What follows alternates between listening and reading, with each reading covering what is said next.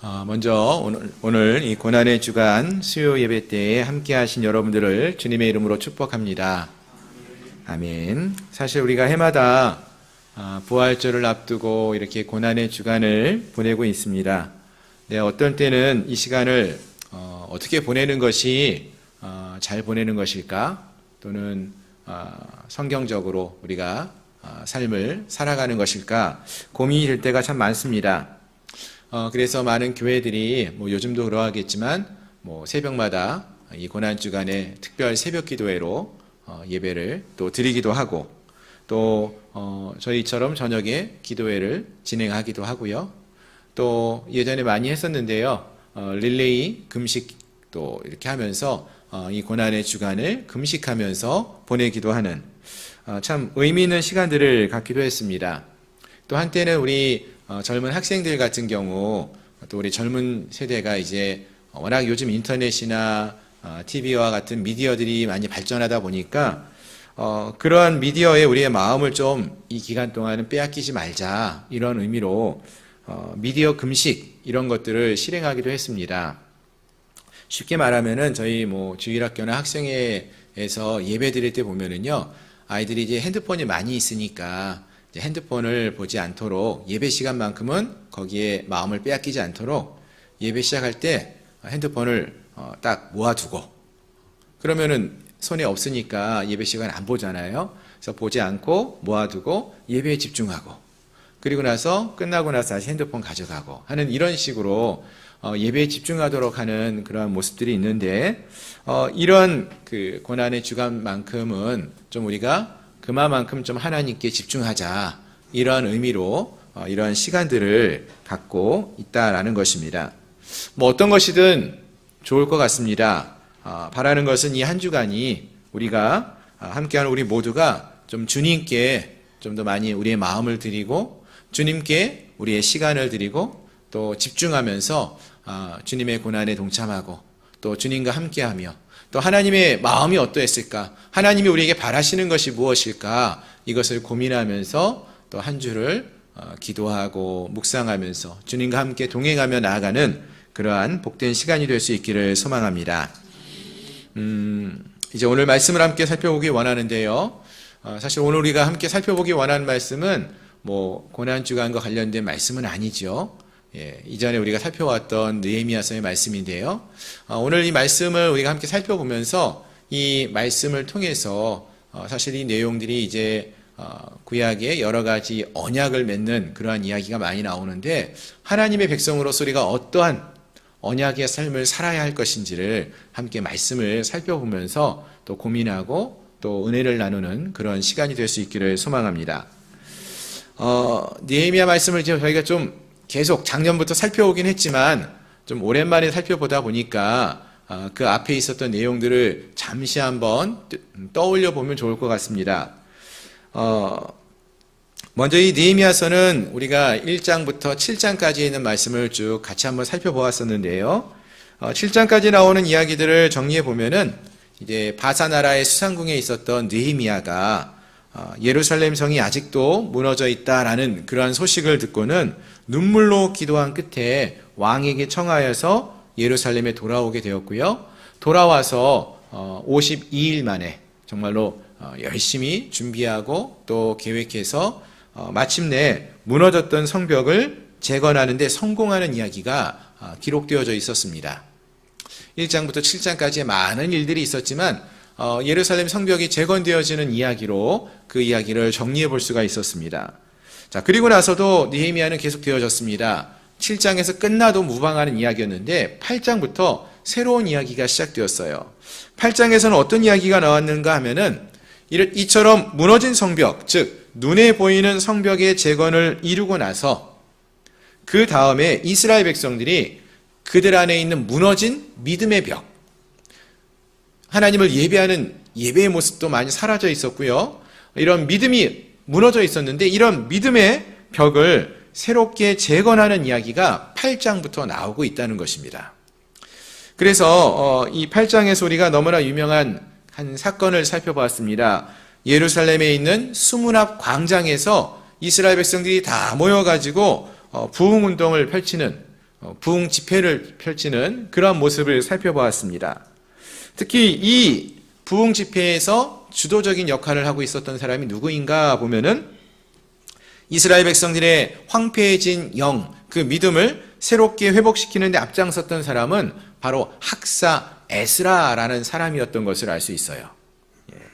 즉 느헤미야는요, 예루살렘의 성벽을, 눈에 보이는 성벽을 재건하기 위해서 애를 썼던, 수고했던 그러한 사람이었다면은 이 에스라는 느헤미야 시대와 비슷한 시대에 살던 사람으로서 이스라엘 백성들의 황폐해진 영, 그 믿음을 새롭게 회복시키는데 앞장을 섰던 사람이었다는 것입니다.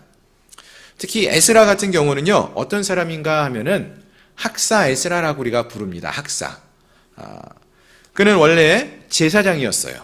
제사장 출신으로서 하나님을 예배하는 자였고요, 또 하나님 말씀을 가리키는 자였습니다. 요즘 우리식으로 말하면 누굴까요? 목사님 같은 분들, 목회자예요. 목회자의 사역을 감당하는 분입니다. 그럼 여러분, 느헤미야는 어떤 사람입니까? 느헤미야는 뭐 제사를 막 드리거나 뭐 이런 일을 했던 사람은 아니고요. 바사나라 수상궁에서요, 아닥사스다 왕의 술 맡은 관원장으로 있었던 사람이에요. 그러니까 쉽게 말하면 자기 직업이 있던 사람이죠. 평신도 사역자예요. 누구와 같아요? 우리 집사님들, 권사님과 같은 그런 삶을 살았던 자가 느헤미야였습니다. 근데 중요한 것은요, 이 두 사람이 함께 함으로써 이 놀라운 부흥의 역사를 이 땅 가운데, 이 이스라엘 백성들 가운데 이끌어내게 된다는 것입니다. 다시 말씀을 드리지만 수십 년간 무너져 내렸던 그 성벽을 재건하는 데 느헤미야가 정말 열심을 다해서 수고했습니다. 그리고 이 믿음도 새롭게 하는 부흥의 역사를 이끌어냅니다. 어떻게 가능했느냐? 이 두 사람이 함께 이 사역에 헌신하고 열심을 내었기 때문에 가능했다라는 것입니다. 자, 그럼 왜 이 말씀을 드리는 걸까요? 여러분, 우리가 이 말씀을, 이 느헤미야서를 읽으면서 우리가 깊이 좀 묵상하고 우리 스스로에게 좀 이 메시지를 던졌으면 좋겠는데요. 어떤 생각을 우리가 나누기 원하느냐? 여러분, 올해 우리 교회 표어가 뭐죠? 예수 안에서 함께 지어져가는 믿음의 공동체예요. 주님 안에서 아름다운 믿음의 공동체로 함께 지어져가는 믿음의 공동체가 되자라는 것입니다. 이런 믿음의 공동체, 즉 하나님의 교회를 새롭게 세워가는 일, 어떻게 가능할까요? 오늘 본문에 나오는 것처럼 학사 에스라와 같은 앞에 서 있는 목회자, 저나 우리 목회자들, 목사님들, 그런 분들의 헌신과 수고로만 이루어질 수 있느냐? 아니라는 거예요. 그런 한두 사람에 의해서 이루어지는 것이 아니라는 것입니다. 학사 에스라와 더불어서 느헤미야와 같은 그런 평신도 사역자들이 필요해요. 하나님의 말씀에 헌신된, 하나님의 뜻을 알고 그 뜻에 헌신하고자 하는 그런 열심이 있는 그러한 평신도 사역자들이 필요하다는 것입니다. 특히 사실 오늘 본문에서 보시면은요, 이 에스라나 이 느헤미야서에서 에스라나 느헤미야와 같은 중요한 사람들도 등장하지만 곳곳에서요, 에스라가 말씀을 전할 때 함께 말씀을 전했던 사역자들이 있고요, 또 성벽을 지을 때도요, 느헤미야 혼자 성벽을 지은 게 아니라 그 일에 모든 백성들이 함께 동역하고 동참하고 있죠. 즉 이 두 사람 앞에서 이 모든 일에 주님의 뜻에 따라서 함께 이들이 이 일을 이끌어 나갈 때 그 일에 동참하고 참여하는 하나님의 백성들이 있었다는 것입니다. 하나님의 백성들의 동역이 있었다는 거예요. 느헤미야서는 바로 이것을 우리에게 보여주고 있는 것입니다. 이미 살펴본 것처럼요, 이 예루살렘의 성벽을 재건할 때도 많은 이스라엘 백성들이 각각 자기들에게 할당되어 있는 그 성벽을 짓는 일에 적극적으로 나서서 동참했어요. 그리고요, 8장에서도요, 에스라가 말씀을 선포하고 가르쳤습니다. 그런데요, 이때 에스라가 먼저 앞에 나와가지고 제가 말씀을 전할 테니까 여러분 잘 들으십시오, 이렇게 말한 것이 아니라요, 이스라엘 백성들이 에스라한테 찾아가서 말씀을 강론해달라고, 말씀을 선포해달라고 요청했다라고 했어요. 8장에서 우리가 분명히 우리가 살펴봤죠. 다시 말해서 어떤 말씀이냐면요, 여러분 우리 집사님들, 권사님들이 저한테 와가지고 맨날 문자하고 전화하는 거예요. 또 저한테 와서 요청하는 거예요. 목사님, 우리 언제 놀러 가요? 이거 하는 게 아니라 우리 언제 말씀 묵상해요? 목사님, 우리 성경 공부 언제 시작해요? 목마름 성사학당 올해 시작 안 하나요? 자꾸 물어보고 말씀 공부해달라고, 같이 연구할 수 있도록, 또 말씀을 묵상할 수 있도록 가르쳐달라고 요청하고 있다라는 거예요. 그와 같은 일이 펼쳐지고 있다라는 것입니다. 그리고 이러한 모습이 있을 때에 바로 그 가운데에 이런 부흥의 역사가 이루어졌다는 것입니다. 아멘. 예.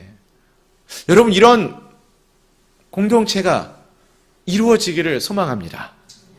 어디서요?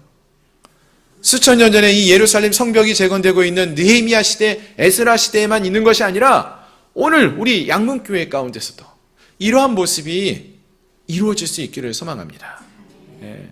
앞에 서 있는 목회자나 또 함께하는 우리 모든 집사님, 권사님, 성도님들 모두가 한마음이 되어가지고 하나님의 나라를, 하나님이 거하시는, 하나님이 기뻐하시는 믿음의 공동체를 함께 세워가는 그러한 기쁨을 누릴 수 있기를 소망합니다. 그렇습니다. 다시 본문으로 돌아가서 보시면은요, 이와 같이 헌신된 느헤미야, 에스라와 같은 사역자들, 또 말씀에 대해서 갈급했던 백성들이 하나가 되어서 말씀을 듣고 또 말씀을 연구하고 말씀을 듣고 깨닫게 되면서 이 이스라엘 백성들이요, 8장, 느헤미야 8장과 9장을 거치면서 이제 금식도 하고 또 철저한 회개를 하면서 변화되기 시작한다는 것입니다. 정말로 그들의 마음이 뜨거워지고 말씀으로 울고 웃고 변화되어지는 그런 모습들이 8장, 9장에 기록되어져 있습니다. 그리고 그 결과가 이제 9장 38절에서 보시면은 이렇게 말하고 있어요. 우리 9장 38절 말씀 같이 한번 읽어보겠습니다. 9장 38절 한 절만 같이 읽겠습니다. 시작.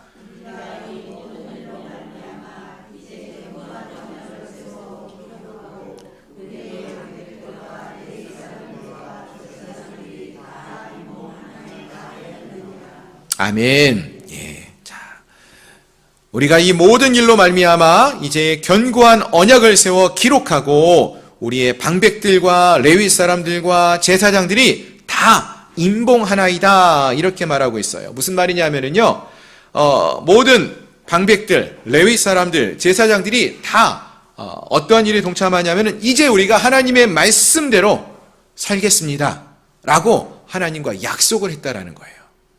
계약을 맺었다는 거예요. 언약을 맺었다는 것입니다. 8장, 9장에서 하나님 말씀을 듣고 그들이 얼마나 큰 죄인이었는지를 깨닫게 되고 나서는 이제는 우리가 더 이상 죄악된 삶을 살지 않고 하나님 말씀대로만 살겠습니다, 말씀대로 율법대로만 살겠습니다 라고 약속을 하나님 앞에서 맺게 되었다라는 것입니다. 거기에 임봉하였다, 도장을 찍었다는 거예요. 그렇게 살겠다라고 하나님과 약속했다라는 것입니다. 그리고 이어지는 오늘 본문의 이 10장의 말씀은요, 바로 이러한 삶을 살겠다라고 언약을 체결한 사람들, 즉 그 언약에 인친 사람들, 도장을 찍은 사람들이죠. 나 이제 하나님 말씀대로 살겠습니다, 하나님과 이러한 언약을 맺고 살겠습니다 라고 약속했던 그러한 사람들의 명단이 쭉 나오는 거예요. 그 명단이 1절부터 10장 1절부터 27절까지 쭉 나옵니다. 여기를 읽지 않았던 이유는 이제 사람들 이름이 쭉 나오는데 이제 많은 경우 사람 이름 읽다가 보면 어떻습니까? 발음도 좀 어렵고 좀 생소하고 이런 사람들이 있다라는 것만 일단 우리가 알아도 충분할 것 같아서 읽지는 않았어요. 자, 근데 여러분 그 사람들의 이름을 쭉 한번 눈으로 읽어 내려가 보시기 바랍니다.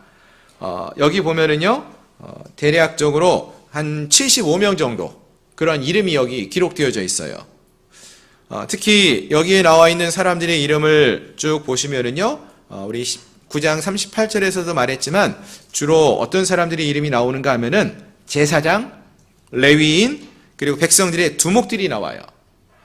근데 그들만 사실 있는 것은 아니었고요. 28절에서 보면은 그 이후에 그 남은 백성과 제사장들과 레위 사람들과 문지기들과 노래하는 자들과 느디님 사람들과 및 이방 사람과 절교하고 하나님의 율법을 준행하는 모든 자와 그들의 아내와 그들의 자녀들, 이런 모든 자들이 다 그들의 형제 귀족들을 따라서 이러한 맹세에 동참했다라고 말하고 있음을 알 수 있습니다. 무슨 말인가 하면은요, 여기 이름이 기록된 이 사람들뿐만 아니라 그들은 사실 그 가족들, 그 공동체의 대표였고요. 또 이름이 없지만 그 언약에 함께 이렇게 살겠다라고 서약을 하는 그러한 마음으로 동참하는 사람들이 모두 다가 있었다라는 것입니다. 그렇습니다. 결국 이 느헤미야 시대에 있었던 이러한 개혁은요, 부흥은요, 바로 온 백성들이 다 함께 참여한 회개와 말씀 개혁의 운동이었다는 것, 부흥의 운동이었다는 것을 알 수 있다는 것입니다. 어느 한 계층만, 목회자들만, 어떠한 한 그룹만, 일부 계층만 참여한 것이 아니라 모두가 함께 참여한 회개의 사역이었다는 것입니다.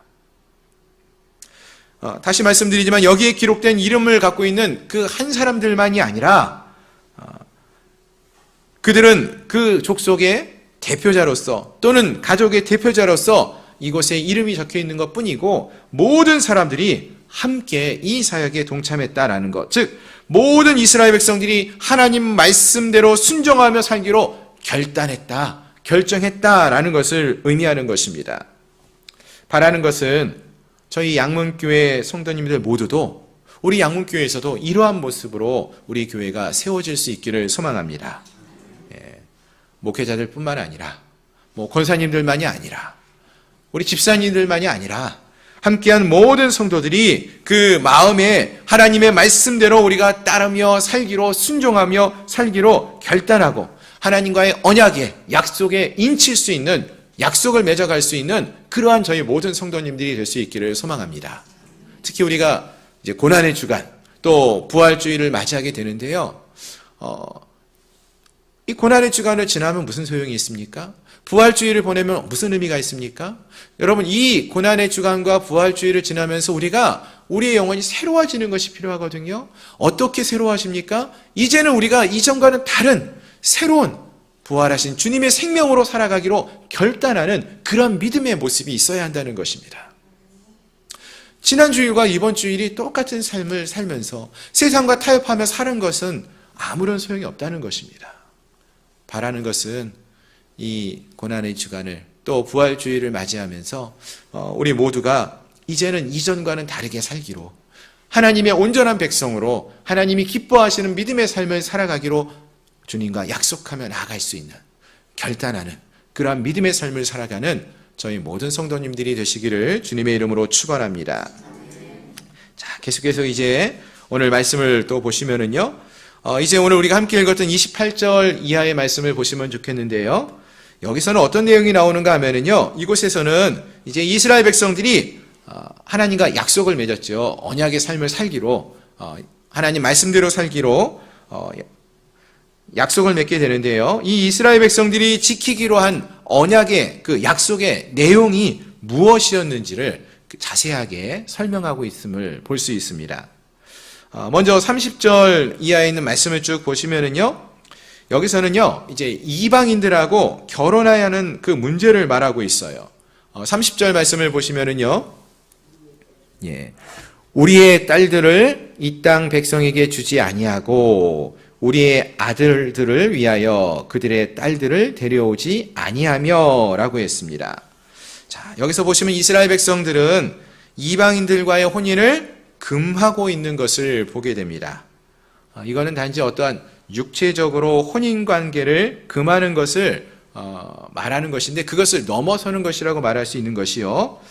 이들이 이방인들과 혼인을 하면서 이제 함께 결혼을 하게 되면 그들의 문화가 또 같이 들어오지 않습니까? 그러니까 이방인들이 믿고 있었던 우상들을 함께 받아들이게 되는 거예요. 그래서 이방인들과의 결혼을 막으셨던 것이죠. 금하셨던 것이죠.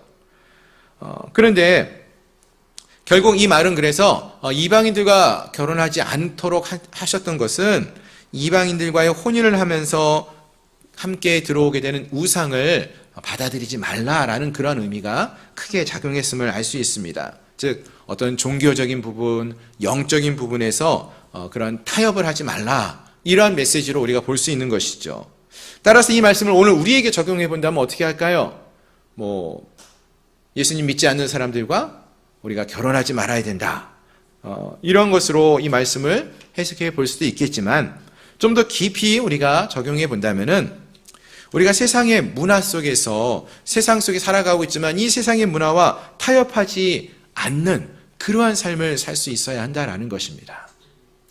즉 세상의 문화와 가치에 우리의 생각과 삶을 타협하며 사는 것이 아니라 하나님의 말씀을 기준으로 하여서 세상을 변화시킬 수 있는 그러한 삶을 살 수 있어야 한다는 것입니다. 이전에 우리가 세상에 속했을 때, 죄악에 속했을 때는 죄악과 타협하면서 죄악 속의 삶을 살았지만 예수 그리스도로 인하여서 우리가 새로운 삶을 살게 되지 않았습니까? 구속받은 자로서 진정한 주님의 백성으로 삶을 살게 되었다면은 이제는 하나님의 말씀을 기준으로 하여서 하나님의 뜻에 따라서 삶을 살아가는 그러한 삶을 살 수 있어야 한다라는 것입니다. 계속해서 나오는 이제 31절 이하에 나오는 말씀도 같은 맥락에서 볼 수 있습니다. 31절 이하에서는 이제 안식일 또는 안식년 그리고 11조 같은 이런 주제의 내용들이 쭉 설명이 되어지는데요. 그 내용들도 보시면은요, 이 이스라엘 백성들이 이제 하나님 앞에서 우리가 하나님과 언약을 맺고 이러한 삶을 살겠습니다. 안식일에 우리가 일하지 않고, 안식일에 우리가 장사하지 않고, 다른 사람들과 어떤 무역을 하지 않고 하나님을 우선순위로 두며 살겠습니다. 세상의 그 어떤 것보다도 하나님 중심으로 삶을 살겠습니다 라는 이러한 고백이 나와요. 이 말은요, 쉽게 다시 설명하면은 이제 우리가 하나님을 우리의 인생의 주인으로, 왕으로 인정하며 살겠습니다. 하나님의 뜻에 따라 살겠습니다 라는 의미인 것입니다. 그리고 하나님과 함께하는 삶, 주님을 예배하는 삶을 기뻐하며 실행하며 살겠습니다 라는 것입니다. 특히 이제 오늘 본문에서 보시면은 이 11조와 관련된 메시지가 강조되고 있음을 또 볼 수가 있는데요. 여러분 11조가 어떤 내용인지 아시죠? 11조는요, 내게 주어진 모든 것이 하나님이 주신 것입니다 라고 인정하며 고백하는 믿음의 삶의 모습입니다. 그래서 나의 물질도 또 나의 시간도 하나님을 위해서 기쁨으로 드리는 것을 의미하는 것입니다. 또 안식일과 안식년 역시 어떠한 땅을 쉬게 하는 안식년, 또는 안식일도 우리가 쉼과 안식을 위한 어떤 목적이 있습니다. 하지만 이것들 역시 가장 중요한 메시지 중에 하나는 하나님이 우리의 시간, 우리의 삶의 이 땅의 주인이십니다 라는 그 메시지가 그 가운데 가장 중요하게 작용하고 있습니다. 결국 오늘 본문에서 이스라엘 백성들이 하나님 앞에서 견고한 언약을 세우고 다 인을 쳤다라고 했는데, 인봉했다라고 했는데, 그것은 바로 하나님을 우리의 삶의 진정한 주인으로 모시고 인정하며 살겠습니다 라고 약속을 맺은 것을, 고백하는 것을 말한다는 것입니다. 바라는 것은 우리 사랑하는 양문교회 우리 성도님들의 삶 속에서도 이러한 고백이 있기를 소망합니다. 주님이 우리의 삶에 참된 주인이 되심을 인정하며 살 수 있기를 소망합니다. 그리고 이것을 우리의 입술로 고백하고, 고백할 뿐만 아니라 우리의 삶을 통하여 실천하고 실행할 수 있기를 소망합니다. 그렇습니다. 오늘 우리 이 느헤미야서 10장의 말씀을 통해서 우리가 이스라엘 공동체가 경험하게 되는 놀라운 부흥의 역사, 그것이 어떻게 이루어졌을까, 그 내용을 우리가 잠시 생각을 해보았는데요. 그것은 하나님의 말씀을 통해서 그 말씀을 듣고 회개하고 또 하나님 앞에서 새로워지기로 결단하며 나가는, 즉 말씀에 헌신하는 삶을 살기로 결단하는 것을 통해서 이루어졌음을 알 수 있었습니다. 그리고 이러한 놀라운 부흥의 역사가 이루어질 때에 그곳에는요, 학사 에스라와 같은 말씀에 헌신된 사역자가 있었고, 또 느헤미야와 같이 믿음의 삶을 살아갔던 평신도 사역자들, 그리고 그 하나님의 말씀을 듣고 말씀대로 살기로 결단하고 나아갔던 믿음의 공동체, 하나님의 백성들이 그곳에 다 있었다라는 것입니다. 이러한 하나님의 말씀을 사모하고 한 마음으로 믿음의 공동체를 세워갔던 하나님의 사람들이 거할 때에, 함께 했을 때에 그 공동체가 하나님의 말씀을 듣게 되고 말씀에 믿음으로 반응하며 회개하였고요, 말씀대로 행하며 살기로 결단하며 나가는 변화되는 그러한 공동체로 설 수 있었다라는 것입니다. 바라는 것은 오늘 함께한 우리 양문교회 성도님들 모두가 이같이 하나님 말씀에 우리의 삶을 드리는, 헌신하는 믿음의 사역자들이 될 수 있기를 소망합니다. 그래서 우리 양문교회가요, 하나님이 정말로 기뻐하시는 아름다운 믿음의 공동체로 세워져 갈 수 있기를 소망합니다. 여러분들의 가정들이요, 정말로 하나님이 기뻐하시는 믿음의 가정들로 세워질 수 있기를 소망합니다. 그리고 우리가 함께하는 이 나라와 이 민족이 정말로 하나님이 기뻐하는 그러한 나라와 민족으로 세워져서 주님께 귀하게 쓰임받는 은혜가 있기를 소망합니다.